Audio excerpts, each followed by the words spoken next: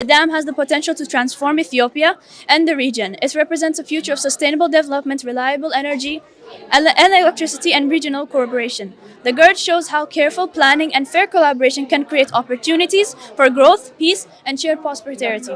In conclusion, the Grand Ethiopian Renaissance Dam, or the GERD, is more than a hydroelectric project. It's a symbol of hope, progress, and unity. And as the young generation, we feel proud for our country making such a huge dam and proving every country wrong for its purpose.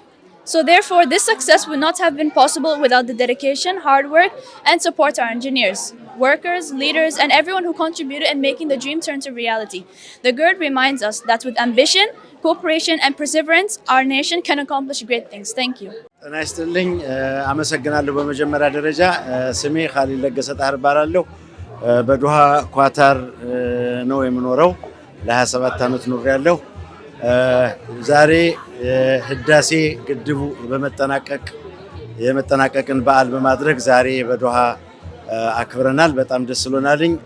ለመላው የኢትዮጵያ ሕዝብ እንኳን ደስ አላችሁ እላለሁ። እንደገና ለ2018 እንኳን በሰላም አደረሳችሁ። 2018 የብልጽግና የደስታ የሰላም እንዲሆን እመኛለሁኝ። አመሰግናለሁ። ስሜ ሃናን መሐመድ እባላለሁ። የኳታር ነዋሪ ነኝ። ዛሬ የህዳሴው ግድብ የተገኘሁት የመክፈቻ ስነ ስርዓት በመሆኑ እጅግ በጣም ታላቅ ደስታ ይሰማኛል። ህዳሴው ግድብ ስንጀምረው እንጨርሰዋለን ብለን ነበረ።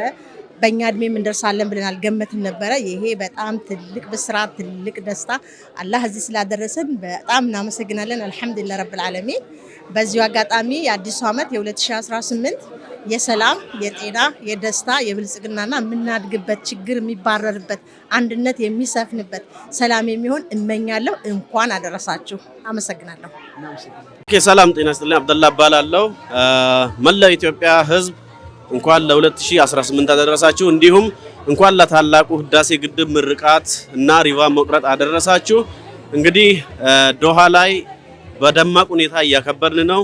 የታላቁ ህዳሴ ግድብ ምርቃትና 2018ን በታላቅ ደስታና በታላቅ ዝግጅት እየተቀበልን ነው። እንኳን ደስ አላችሁ፣ እንኳን ደስ አለን፣ እንኳን አደረሳችሁ፣ እንኳን አደረሰን ማለት ፈልጋለሁ። ስሜ ዶክተር አማኑኤል ተለሳ ይባላል። ዶሃ ሀገር ውስጥ ነው የምኖረው። እንግዲህ የህዳሴ ግድቡን ለማጠቃለያ ጊዜ ስለደረሰና በጣም በሚያስደስት ሁኔታ አክብረነዋል። በጣም ደስ የሚለን የሀገር ኩራት ነው።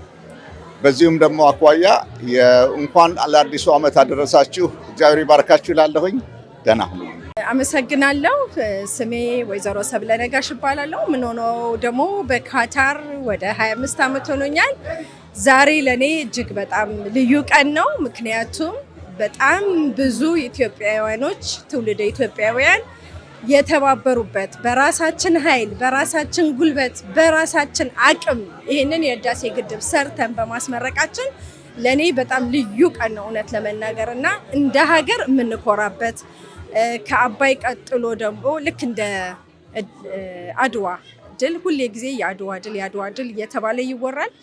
ዛሬ ደግሞ ዳግም አድዋን የህዳሴውን ግድብ በማስመረቃችን ሀገራችን አቅም እንዳላት እኛ ኢትዮጵያውያኖች ከተባበርን ከተጋገዝን ምንም ነገር መስራት እንደምንችል ያሳየንበት ነውና እንኳን ደስ አላችሁ ለመላው የኢትዮጵያ ሕዝብ በሙሉ ህፃን አዋቂ፣ በተለይ በመካከለኛው ምስራቅ የምትኖሩ የኢትዮጵያ ሴቶች እንደ ሴት ደግሞ በጣም ትልቁን የቦድን ግዥ ያደረጋችሁ ያገዛችሁ ሀገራዊ ልማት ላይ ቢሆን ሀገር በጠራቻችሁ ሰዓት ወደ ኋላ ማትሉ ጀግና ኢትዮጵያውያኖችን እጅግ በጣም አድርጌ አመሰግናለሁ። ይሄ ደስታ እጽፍ ደስታ ነው። እንኳን ደስ አላችሁ። እንዲሁም ደግሞ ለ2018 አዲስ ዓመት እንኳን አደረሳችሁ። ሀገራችንን እግዚአብሔር ጽኑ ሰላም ያድርግልን።